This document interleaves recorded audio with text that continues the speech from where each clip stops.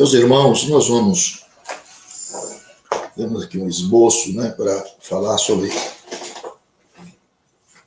raízes que produzem feridas. Quais são as raízes que produzem feridas na alma? É isso que nós precisamos saber nesta noite. Quais as raízes que produzem feridas na alma? Eu acho um assunto de alta relevância, como nesses últimos dias as coisas têm tomado rumos ignorados. Deus abençoe, Regiane. Deus abençoe.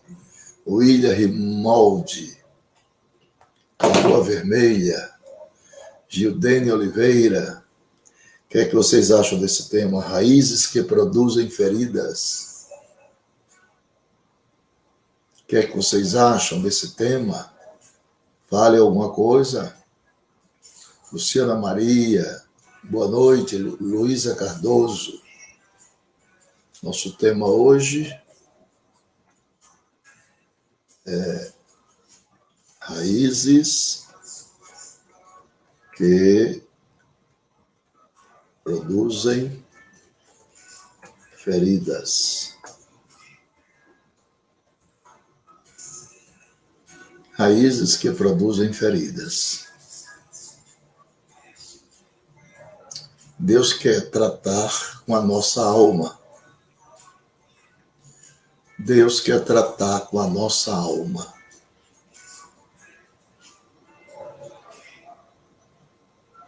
Amém, Jéssica. Vamos começar.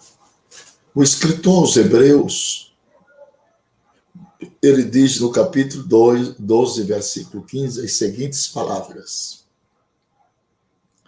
tendo cuidado de que ninguém se prive da graça de Deus e de que nenhuma raiz de amargura brotando vos perturbe, e por elas muitos se contaminem. Meus queridos irmãos, obrigado, Elison. Enquanto as raízes, elas não são abordadas, elas não são reveladas, elas permanecem alojadas dentro do coração das pessoas. As pessoas vão ao culto, caminham para a casa de Deus e voltam do culto da mesma maneira. O que é que está vendo? Eu quero compartilhar com vocês algumas experiências nas nossas ministrações sobre a cura da alma em nossas igrejas. No final da mensagem e depois também na oração, Jesus batizou com o Espírito Santo várias pessoas por onde temos passado. Que quando se detecta o problema e cura a alma das pessoas, e as pessoas se libertam dessa raiz danosa, então as pessoas voltam a ter um contato livre com o Espírito Santo. E digo-vos que essas pessoas que receberam esta bênção não eram apenas novos convertidos, mas crentes de muitos anos de igreja, os quais não recebiam a promessa. E que é para todos, promessa do batismo é para todos. Por que é que eles não recebiam a promessa em tempo hábil?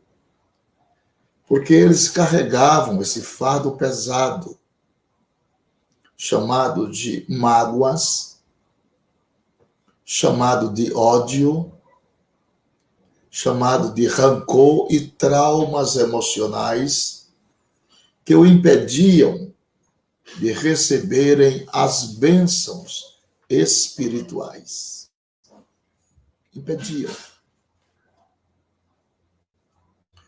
E algumas dessas pessoas nos confidenciavam que por muitos anos elas guardavam algo nos seus corações que ninguém sabia,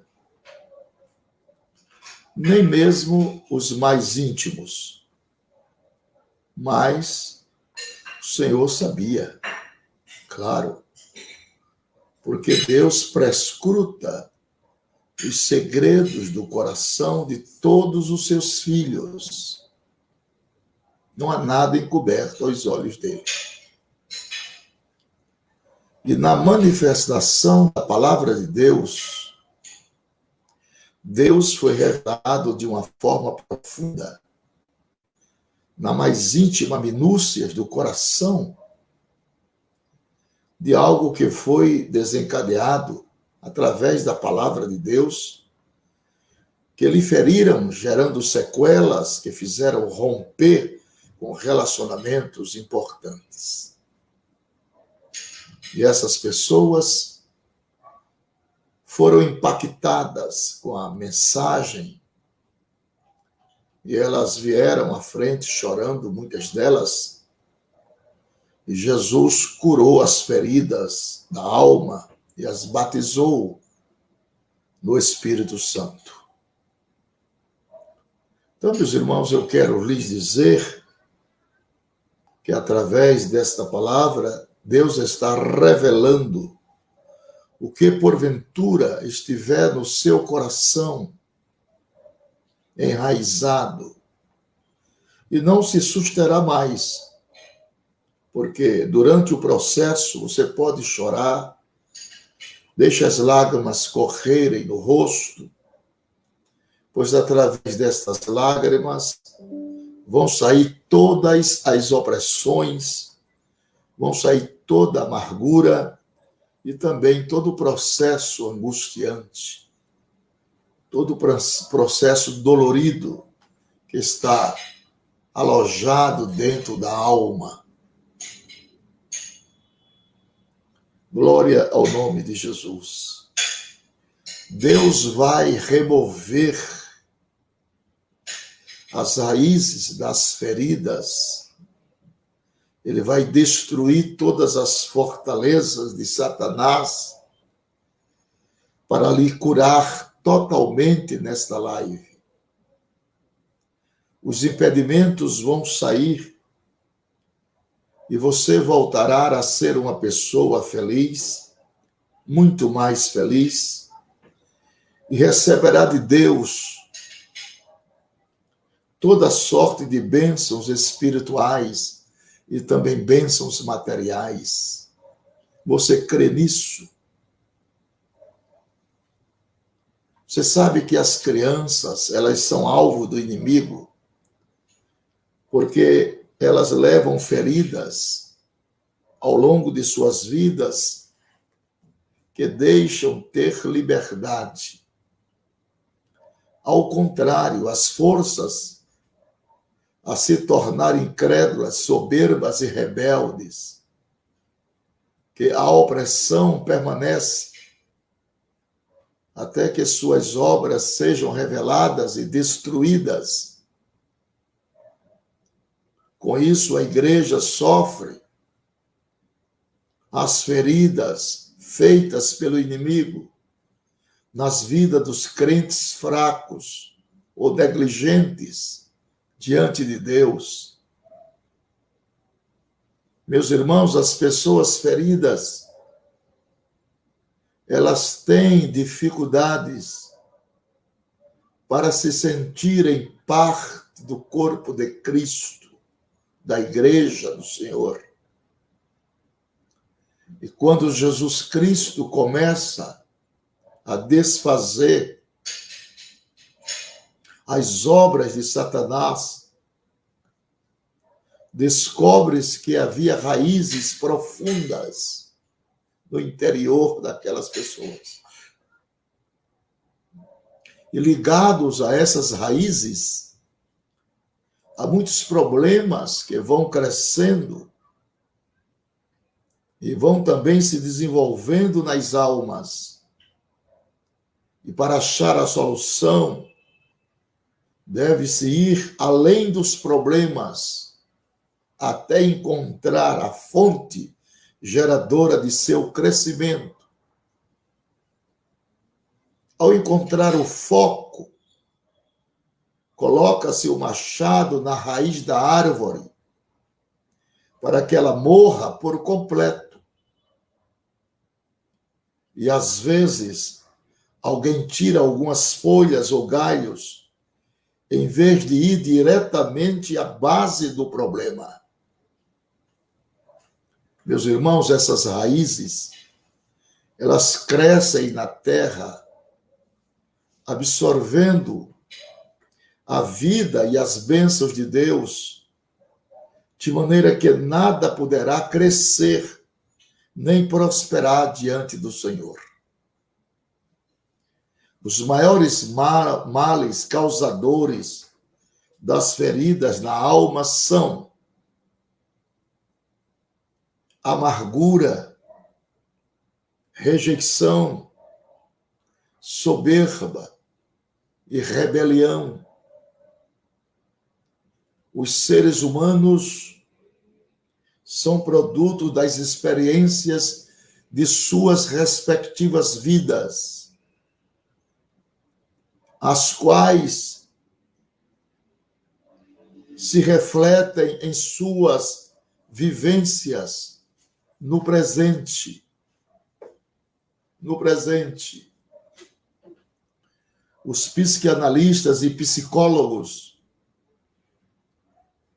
afirmam que todas as experiências vividas por uma pessoa, ela molda a sua personalidade e faz agir da maneira como age.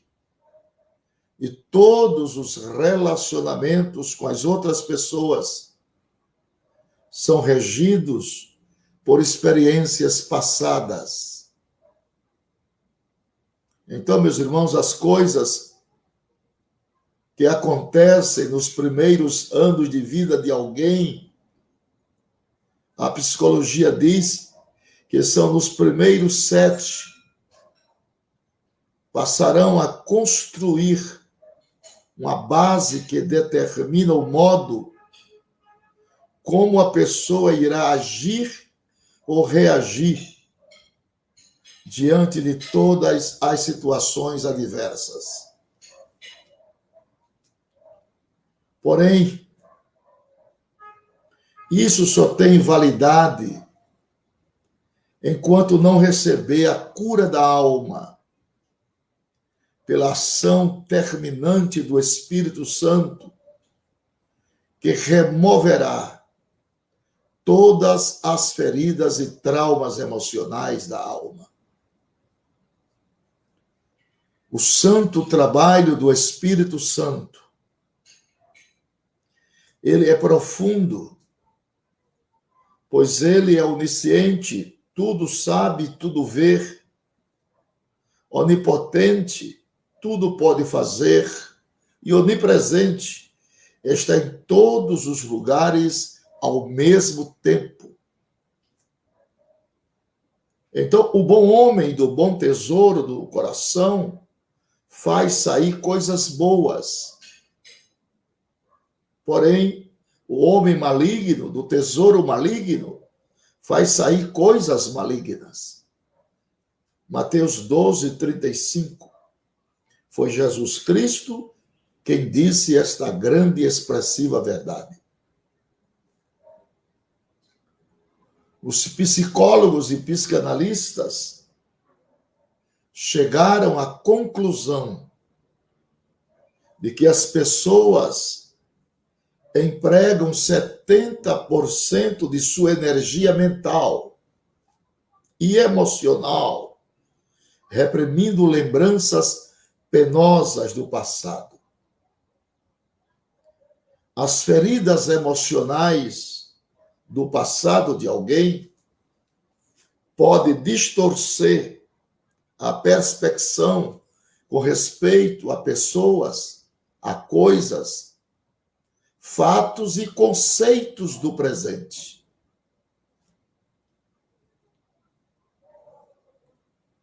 E na medida em que alguém reage com nervosismo, reage com agressividade e reage com violência diante de um simples problema, logo se conclui que tal pessoa está com a alma ferida, como se estivesse aberta e sangrando e abatido, perdendo o prazer de lutar pela própria vida.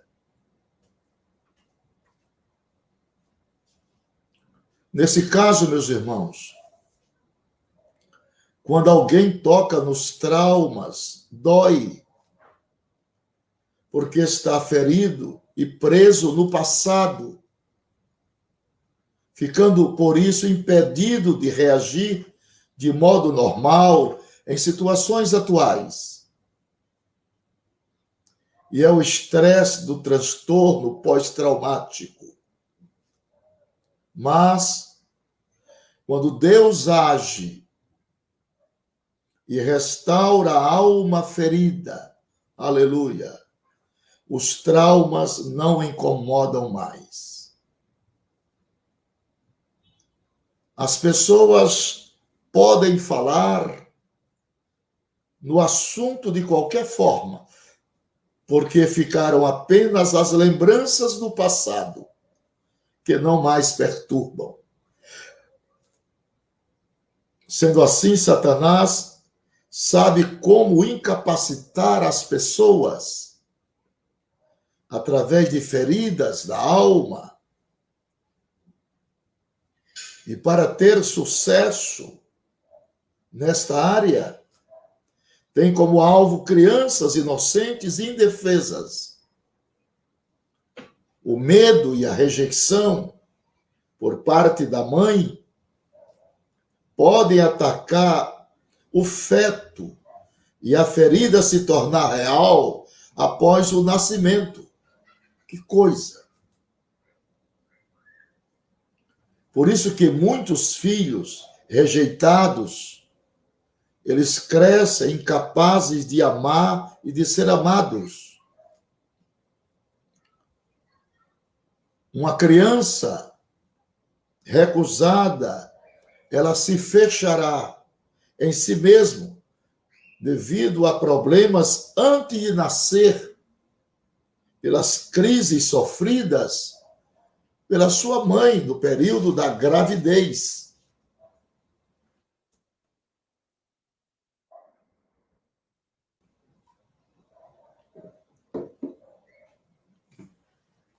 Os conselheiros profissionais afirmam que um feto pode sentir rejeição e também ansiedade. Cientificamente, é possível provar que ele receba também influências de caráter emocional. Como, por exemplo, a Bíblia afirma que João Batista saltou de júbilo no ventre de Isabel quando ele ouvia a saudação de Maria, a mãe de Jesus Cristo, conforme Lucas 1:41. Veremos alguns casos de rejeição. A rejeição, ela gera muitas coisas ruins. Depressões, gera tristeza, gera complexo de inferioridade, gera autocondenação e também gera a chamada desesperança. São também alvos de Satanás os novos crentes, cheios do Espírito Santo, que ao mesmo tempo sentem-se rejeitados. As mentiras e divisões atingem diferentes grupos de pessoas, porque o objetivo do maligno com as feridas é provocar retirada e isolamento das pessoas. Ele fere por meio de falsos entendimentos, de acusações, de rejeições, de medo e de outros sentimentos negativos. Quantos eram amigos íntimos e depois se desentenderam e se feriram mutuamente, passaram a ser um estranho para o outro? Então, o homem vive com base na crença. E quem se sente ferido, crê que não pode ter amizade com quem lhe feriu a alma. Esse é o grande problema.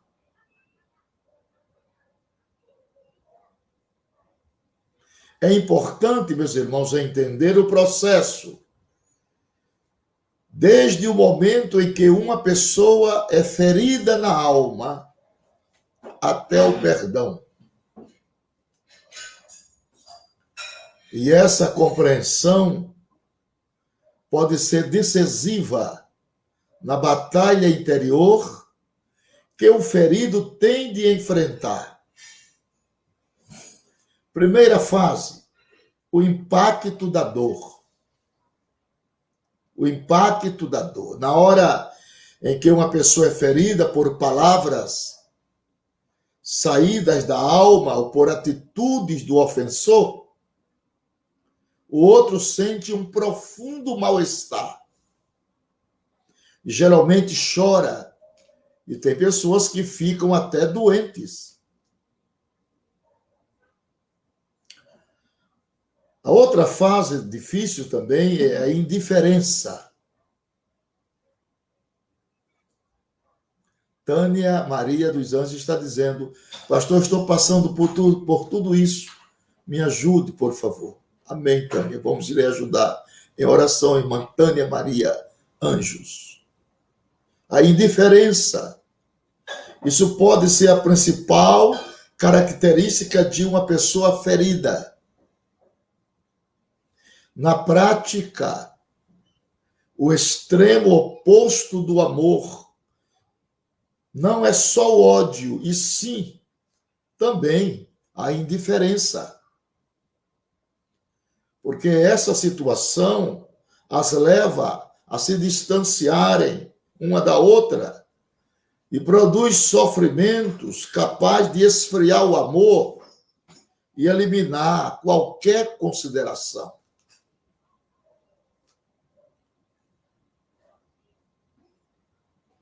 E depois de lutar muito com a dor da alma, a tendência do ferido é se tornar indiferente.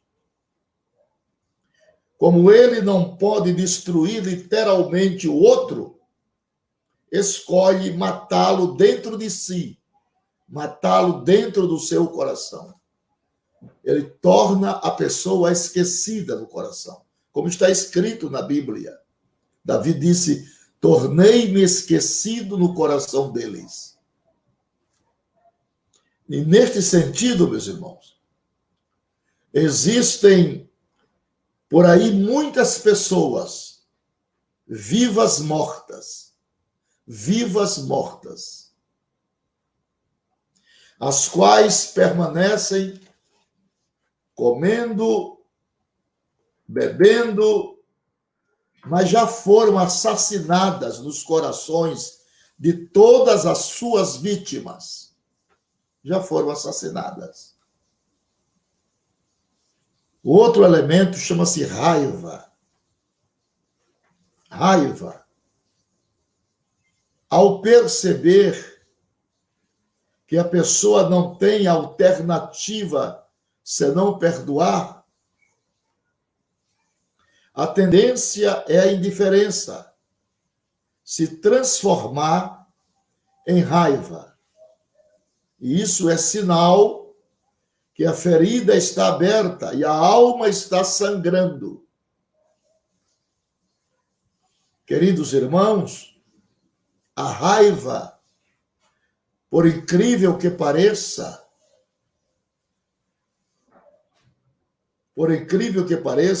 é menos grave que a indiferença. A pessoa que está reagindo e sentindo do coma emocional,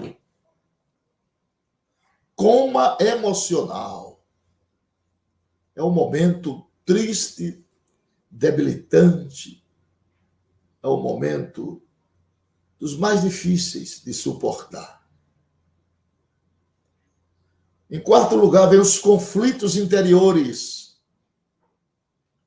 E mediante a convicção dada pelo Espírito Santo, a raiva vai perdendo a força e a pessoa consegue lidar com seus sentimentos.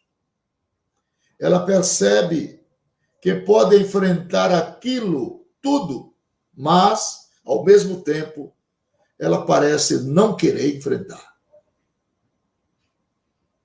Vem um sentimento forte de que não se deve perdoar o ofensor. Entretanto, queridos irmãos, a pessoa, além de entender que precisa perdoar, começa a perceber que essa atitude é a melhor opção para ambos. É a melhor opção para ambos. Em quinto lugar, a conscientização. E nesse estágio, a pessoa está totalmente convencida de que tem de perdoar. E que pode fazer isso, apesar de não gostar da ideia, mas pode fazer. É nesta hora, vem um sentimento de tristeza e de frustração. Porém, ao mesmo tempo em que sente incapaz, diante de tudo que sofrerá, ela é fortalecida pela convicção de que está fazendo a coisa certa. Louvado seja Deus. Em sexto lugar, temos a aceitação. A pessoa se conforma com a ideia e ela coloca a obediência acima dos seus sentimentos. E neste caso específico, a vida emocional volta ao equilíbrio quando submetida ao governo do espírito humano ou divino. E agora, em sétimo lugar, nós temos a paz. Após sustentar com firmeza a postura de perdoar, a pessoa agora passa a desfrutar da paz que há tanto tempo perdera. Essa é sinal de vitórias sobre a raiz da amargura, do ressentimento, da mágoa e do ódio. E depois da paz, em último lugar, aí sim, aí vem o bom humor. O sintoma de uma alma curada é a alegria da reconciliação e o bom humor, pois volta a felicidade para desfrutar na terra o resto de sua vida.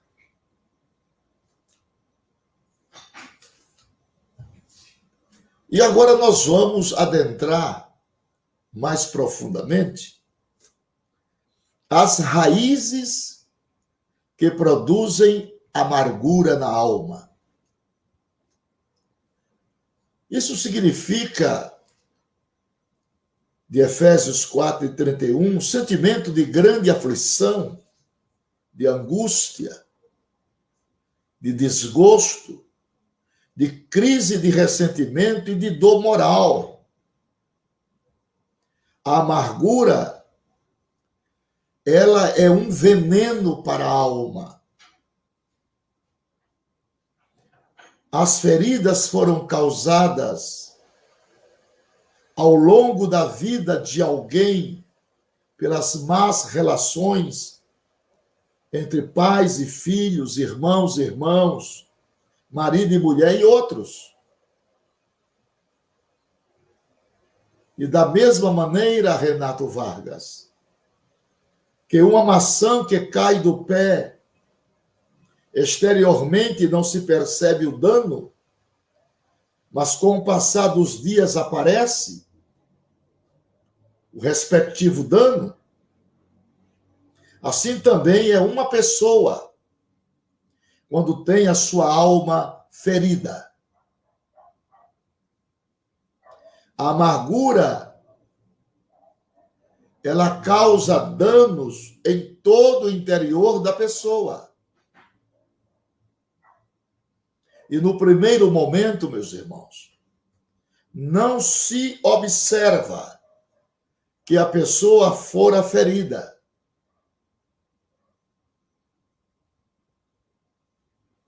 Mas, com o passar, os dias se percebem através de conversas, através de ações e de atitudes, que a pessoa foi ferida. A Bíblia diz que a boca fala daquilo que o coração está cheio.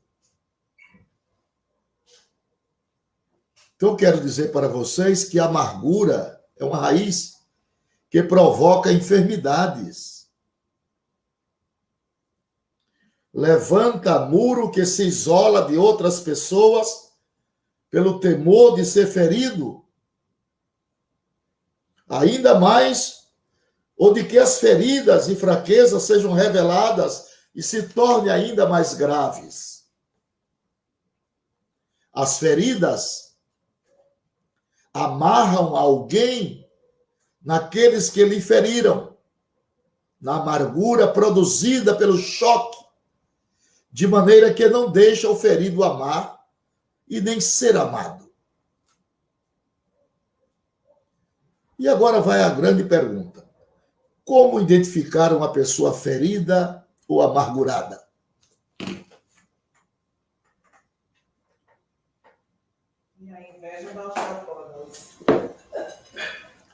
Geralmente, as feridas, elas se iniciam por palavras ou por atitudes.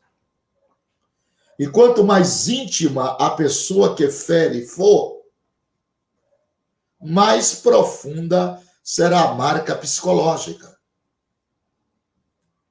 É importante, queridos irmãos, um diagnóstico da alma ferida para buscar em Deus a cura. Nós vamos ver aqui uma lista de algumas características básicas de uma pessoa ferida e amargurada. Primeira coisa que desponta nesta pessoa: falta de interesse pelos outros. A pessoa ferida se importa pouco com quem quer que seja, porque ela perdeu a afeição natural. Ela torna-se empedrada por dentro, endurecida, indiferente, insensível à dor e à necessidade alheia. Pessoas amarguradas geralmente se afastam e ficam separadas das outras.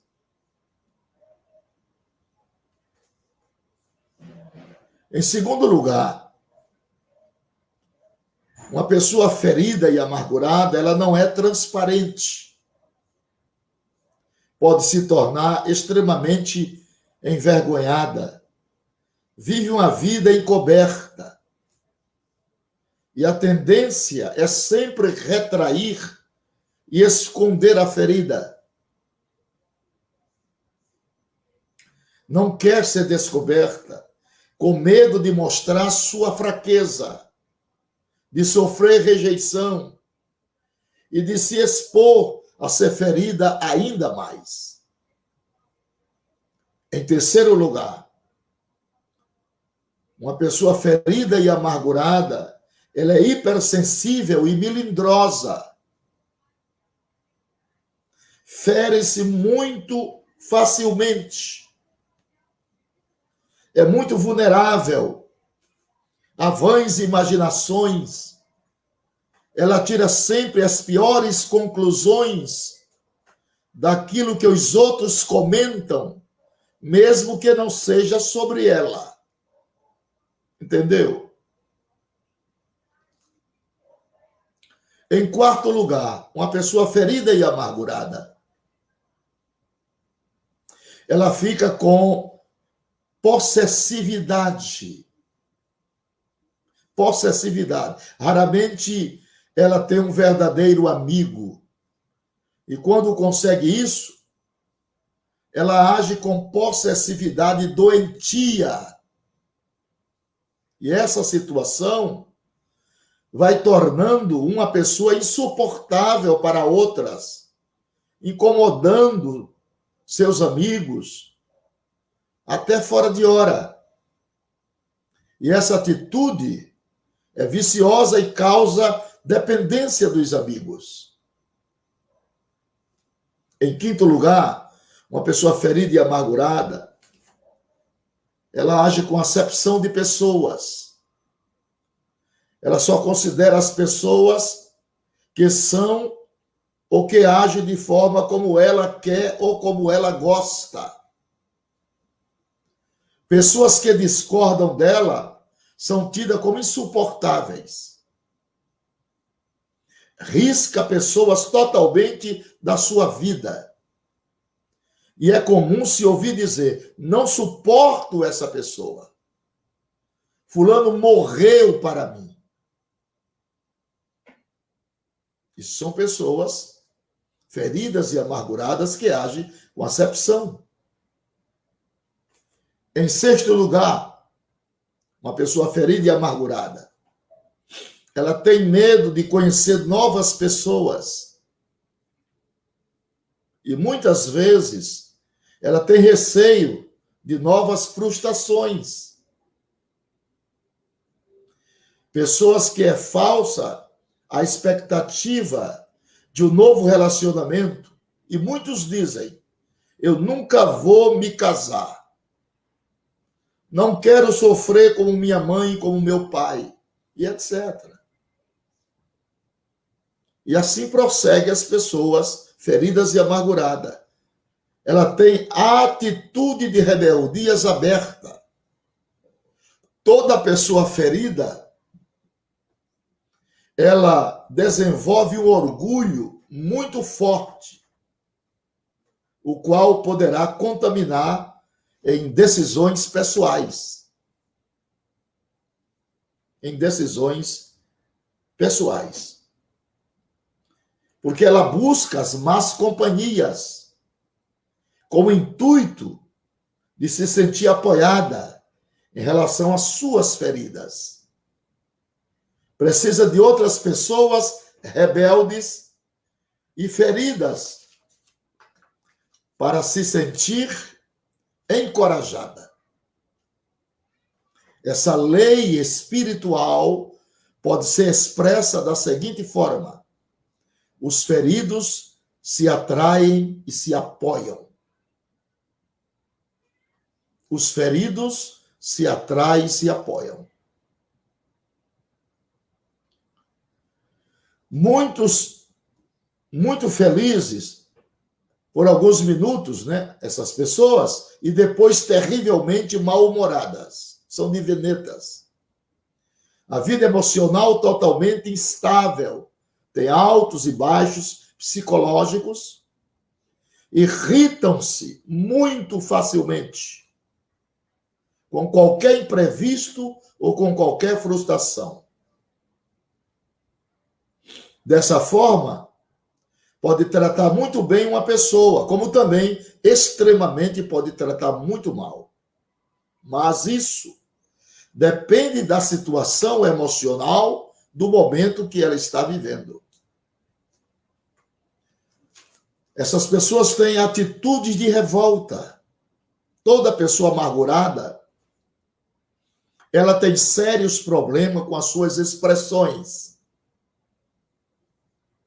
Das suas feridas saem palavras irresponsáveis de condenação e difamação, sempre pelas costas, sempre por trás.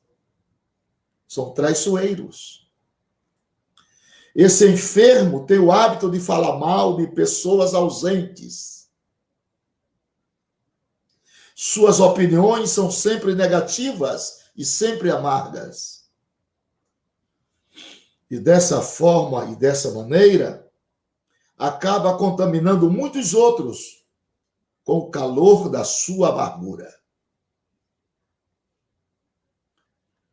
Mas, se quiser, ela pode também se libertar desse triste aguilhão da amargura.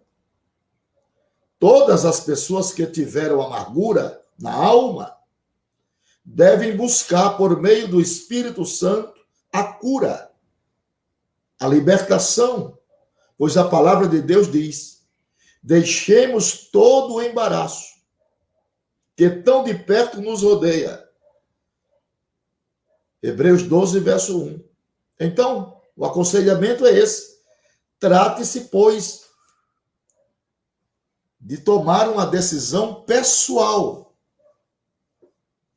Porque, em princípio, não existe nada de comprometedor em uma pessoa ser ferida, pois isto pode acontecer com qualquer um de nós. Aliás, ocorreu com o próprio Jesus Cristo. Veio para o que era seu, mas os seus não os receberam. João 1:11.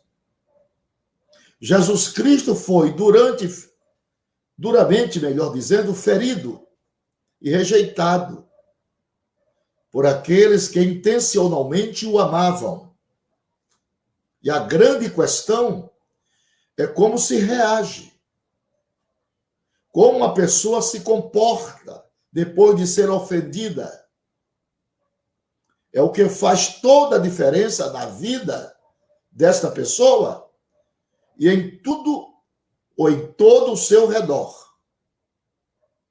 Os feridos e amargurados de alma, eles vivem cheios de ataduras, produzidas pelas feridas, como empecilhos do crescimento e também do ministério cristão. Sendo assim, quando acontece uma ofensa, o mesmo deve procurar a cura em Deus, através da sua preciosa e poderosa palavra. Jesus Cristo veio para libertar os feridos, os cativos interiormente, por meio de princípios espirituais capazes de desfazer o cativeiro. Jesus, o cabeça do corpo, deseja lhe dar saúde, pois só ele pode sará-lo com o seu poder, com a sua graça e com a sua unção. O corte de relações interpessoais com ódio provoca a chamada cegueira espiritual. Seu irmão está em trevas e anda em trevas e não sabe para onde deve ir, porque as trevas lhe cegaram os olhos. A cegueira espiritual não permite o cristão agir com sabedoria.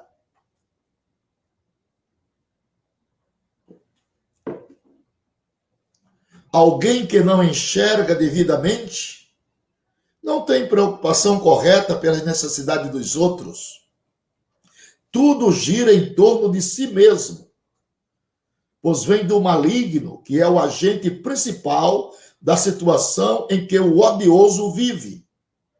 Segundo os Coríntios 4:4. Essa posição, meus irmãos, na verdade, caracteriza uma pessoa perdida em pecados e sem Cristo no mundo. O rompimento de relações causa imaturidade. E no momento em que ocorre a ferida, o crescimento emocional se detém. A personalidade não alcança maturidade igual ao corpo. O crescimento emocional, ele começa novamente quando se realiza a libertação. João 8:31-36. O ressentimento se converte em amargura. A culpa se converte em ódio. O engano se converte em perversão. A amargura é a sementeira de todo o trabalho do inimigo. Essas são algumas das causas da destruição de muitos cristãos, de muitas famílias e igrejas. Porque muitos cristãos têm convicção firme de que Jesus não virá buscar uma igreja doente, ferida, contaminada, mas um povo sarado, um povo curado e redimido pelo sangue precioso de Jesus. Portanto, meus irmãos queridos, o Espírito Santo está preparando a igreja dentro dos parâmetros divinos para o encontro com Jesus. E ele quer tirar dela todas as feridas e manchas e rugas, para apresentar a si mesma igreja gloriosa, sem mácula, nem ruga, nem coisa semelhante, mas santa e irrepreensível. Efésios 5:27. Sendo assim, meus irmãos, Deus prescruta os segredos dos corações dos homens e conhece profundamente o que se passa na alma deles. O salmista disse: sonda-me, ó Deus, e vê se há em mim algum caminho mau. Salmo 139, verso 23 e 24. Enviou-me a restaurar os contritos de coração e ordenar a cerca dos tristes. E agora vem vestes de louvor em vez de espírito angustiado. Jesus se interessa em tratar, em curar a sua igreja, pois ele não quer que ela tenha ferida nem máculas, para que esteja livre de todas as raízes negativas e seja purificada. Segundo os Coríntios 7:1. Com ajuste, com a maturidade e com a força necessária. E que a igreja de Cristo possa estar pronta para o grande dia do arrebatamento. E que todos os cristãos possam dizer: o céu me aguarda. E quando Jesus vier me buscar, eu quero estar pronto para ouvir o soar da trombeta. A outra raiz, que também é muito dolorida, é a raiz da rejeição. Rejeição. Rejeitar é expelir. Rejeitar é lançar de si. Rejeitar é não aceitar. Rejeitar é não admitir. Rejeitar é recusar. Rejeitar é negar. Rejeitar é desaprovar. O homem foi criado à imagem e semelhança de Deus. Suas necessidades básicas são satisfeitas pelo amor e pela comunicação. A primeira necessidade do ser humano é ser aceito pelo seu grupo. Estou falando do grupo social. A sociedade, a família e a igreja fazem parte desse contexto. Quando isso não acontece, gera rejeição. E essa impede a pessoa de receber amor, segurança, aceitação, compreensão, identidade e reconhecimento. Essa pessoa perde a capacidade de amar e de ser amada. E logo se percebe os efeitos negativos na proporção do grau de desprezo porque a pessoa passa. Esse sentimento é uma ferida profunda que pode se transformar até em agressividade e causar destruição total ao ser humano. Essa emoção tem um efeito psíquico-emocional paralisante, produzindo indiferença e desistência de sonhos. Uma pessoa, depois de ser rejeitada pelos outros, ela pode acreditar tanto nisso, a ponto de se rejeitar a si mesma e a Deus, que não impediu o problema, que permitiu tudo acontecer. A frustração da pessoa se volta contra ela mesma.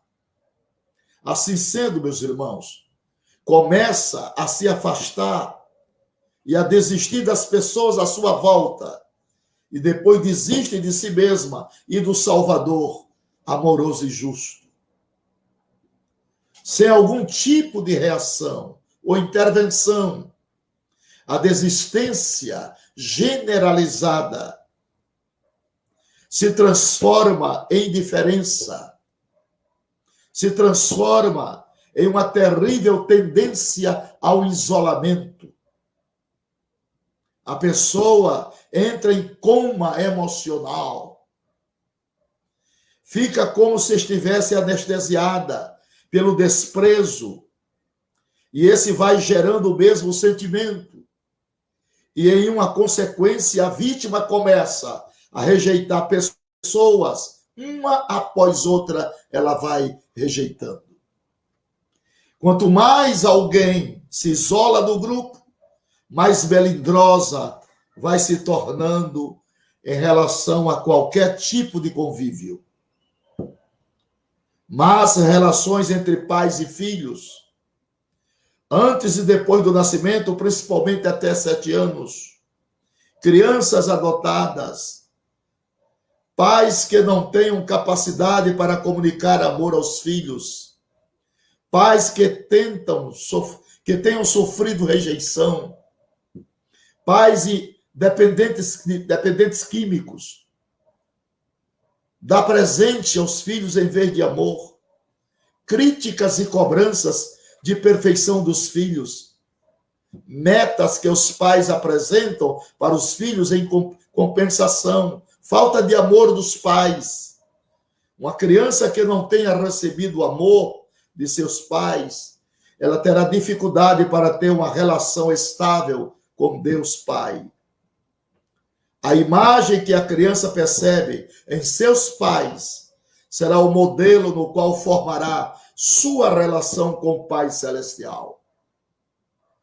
Por transferência injusta e falsa, porque Deus não tem culpa de nada disso. Relações com os companheirismo, comentários cruéis, grupos que se excluam, falta de triunfos. Na sociedade, a rejeição acontece quando se deixa de aceitar certos valores sociais impostos a todos nós. Quais são os frutos da rejeição? Por causa do pecado, o homem é vítima da rejeição. A culpabilidade pelo pecado produz dentro de uma pessoa a autorrejeição. Adão e Eva, no jardim do Éden, se vestiram com folhas de figueira. Quando há sentimento de culpa, É mais fácil para o homem considerar-se rejeitado do que amado. A rejeição é a maneira de viver gerada pelo pecado e ela produz um relacionamento inconstante e frágil com Deus por causa da culpa, do medo e da insegurança. Um casal que esteja começando a vida familiar terá sempre crianças em casa. Uma mulher ou um homem que não recebera o devido amor de seus pais, quando criança, procura essa afeição no casamento. E para ter maturidade emocional, necessita-se quase obrigatoriamente de amor, de aceitação e de aprovação. Nenhuma pessoa pode estar vazio. Nenhuma pessoa pode encher esse vazio, amigos e família.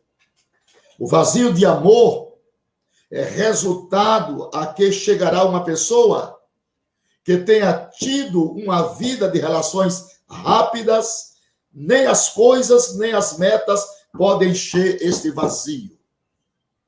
As posses materiais indicam êxito.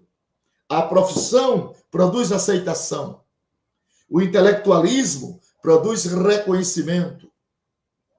Uma dedicação extrema pode indicar um vazio interior. A pessoa centra-se em si mesma.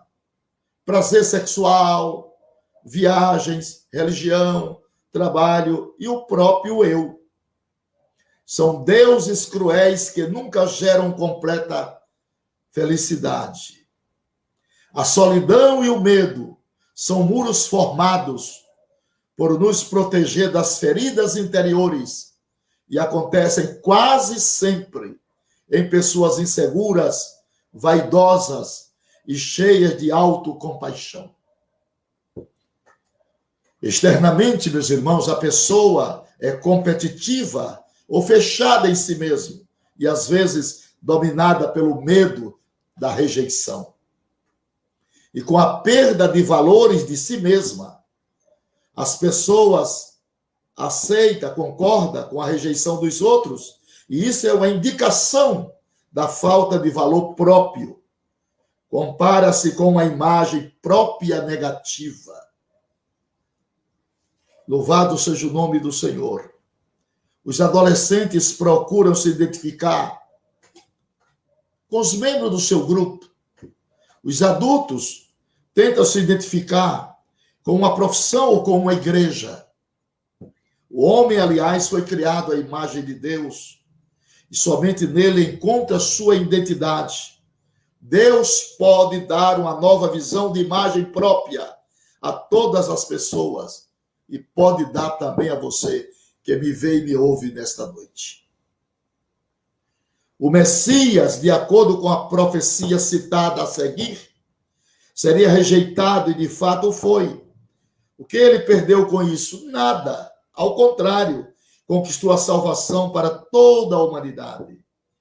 Quem se perdeu ou se perderá, o fez ou fará, por decisão própria, e por isso terá de assumir as suas consequências. Percebeu que ser rejeitado não representa necessariamente derrota? Assim como aconteceu com Jesus, o cristão saudável pode ser também rejeitado, estando dentro da vontade de Deus, como Estevão. Porém, os que desejam sair da rejeição, observe os itens que eu vou falar agora.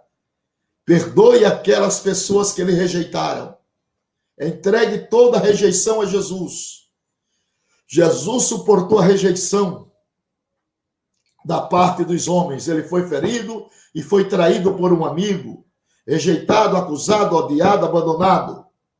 O castigo que nos traz a paz estava sobre ele e pelas suas pisaduras fomos sarados. Jesus suportou a rejeição momentânea da parte de Deus. Porque isso é promessa de Deus. Aceita o fato de que você é aceito por Deus no amado, em Jesus. Encontre sua identidade em Cristo. Seja uma nova criatura nele. aceite a si mesmo o amor de Deus e acredite piamente na integridade da palavra do Senhor.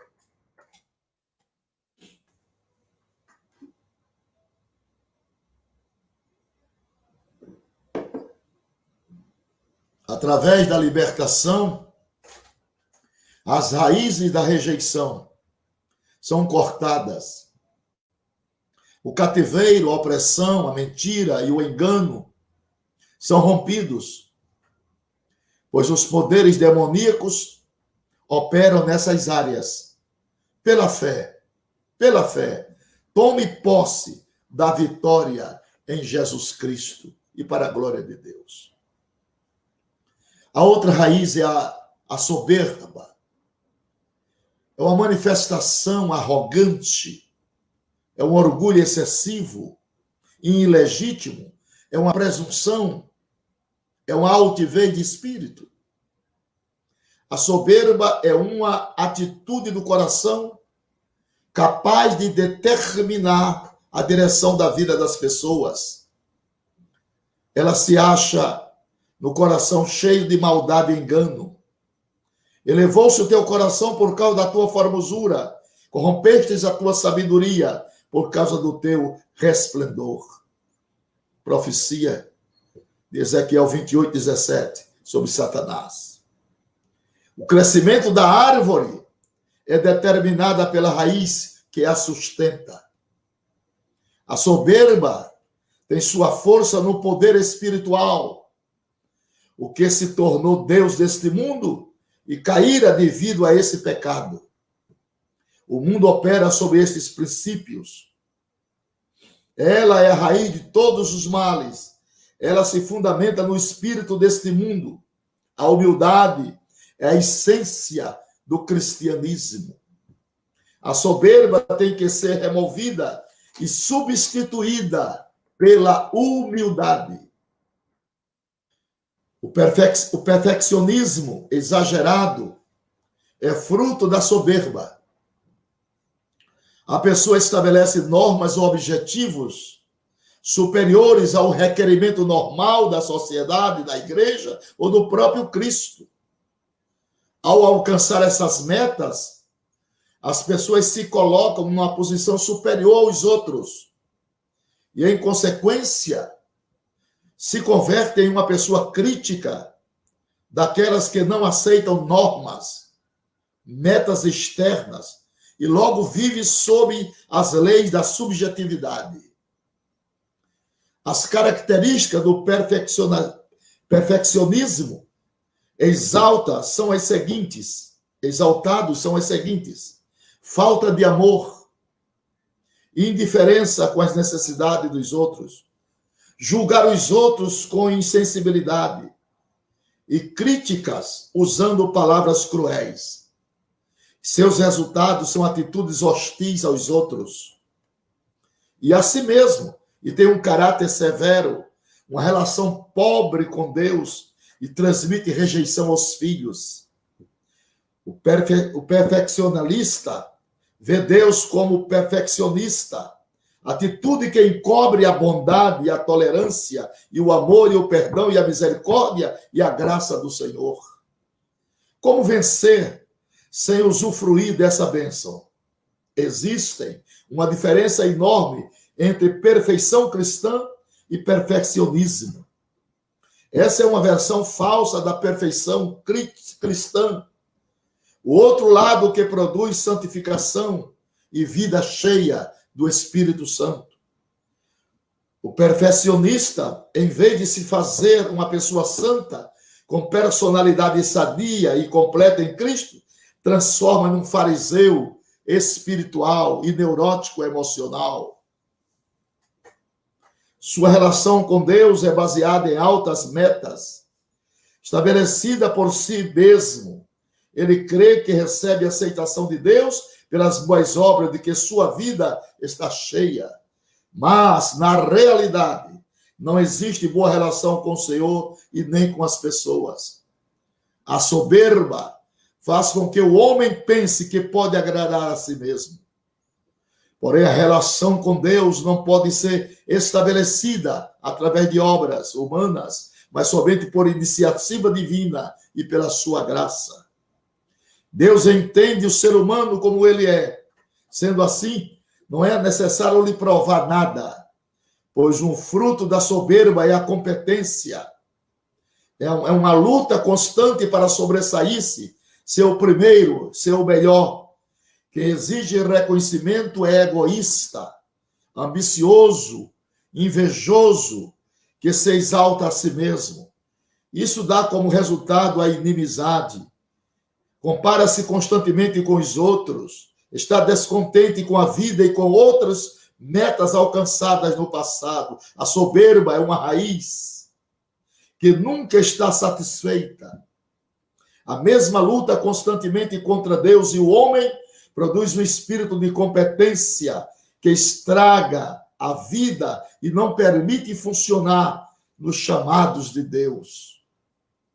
A pessoa se torna amarga, melindrosa, não perdoa os outros, cheia de ira, não pode perdoar a si mesma pelos erros do passado, pode ter quebrado a imagem de superioridade que formara em si mesmo, falha em si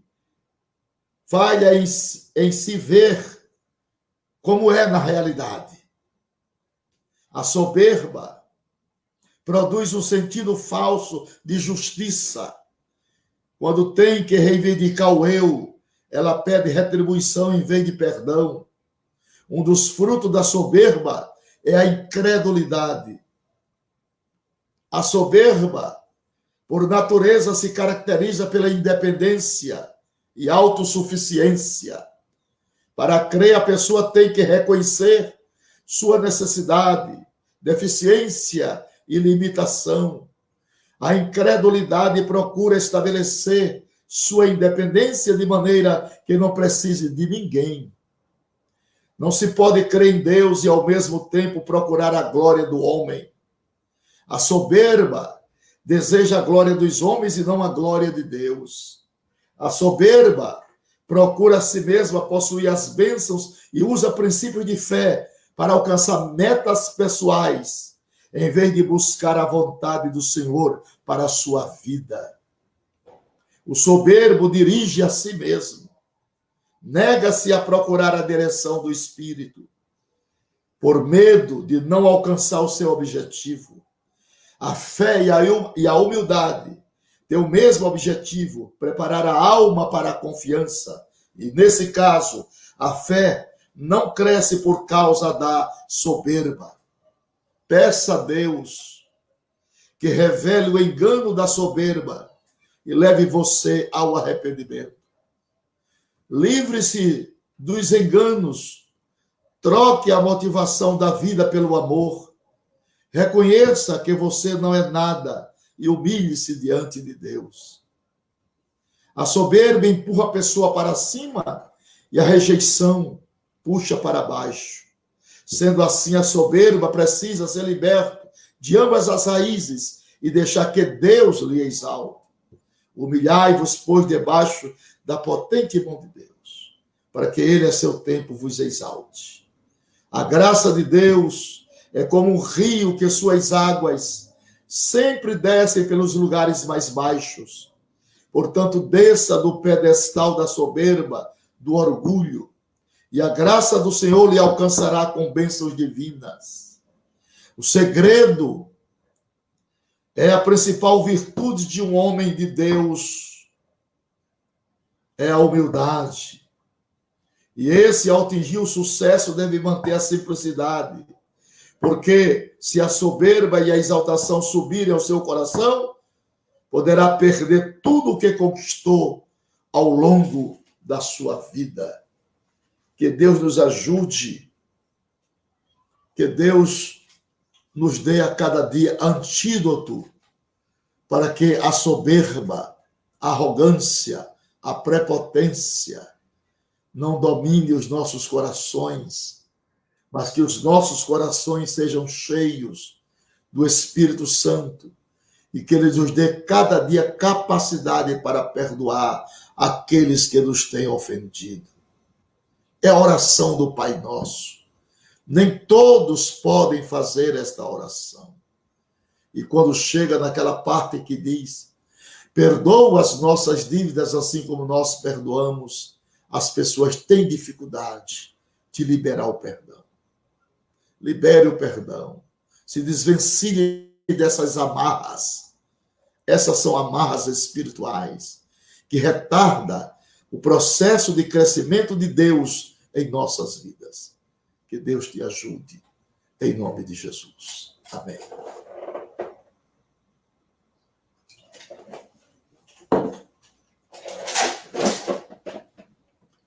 Quero agradecer a Tânia, ao irmão querido Cid Sanfoneiro, meu amigo do peito, do coração, Gildene Oliveira. Muito obrigado por vocês estarem aqui na nossa live, ouvindo esta mensagem sobre as raízes que produzem doenças à alma. Que Deus nos ajude a sobrevivermos os dias maus e que Ele nos guarde para o grande dia da sua vinda. Milton Braga, muito obrigado. Isaías Martins Ferreira, Rosemary Pinto, Cecília Felipe, Dinalva Rocha, muito obrigado por vossas presenças em nossa live. Que esses ensinamentos venham tonificar e gerenciar a nossa vida nessa terra. E que possamos, dia após dia, nos desvencilhar desses elementos destrutivos da alma. E que possamos, a cada dia, adentrarmos mais a presença de Deus. Recebermos os ingredientes necessários da fé e da salvação, para prosseguirmos com alegria a nossa jornada cristã. Deus guarde a todos nós.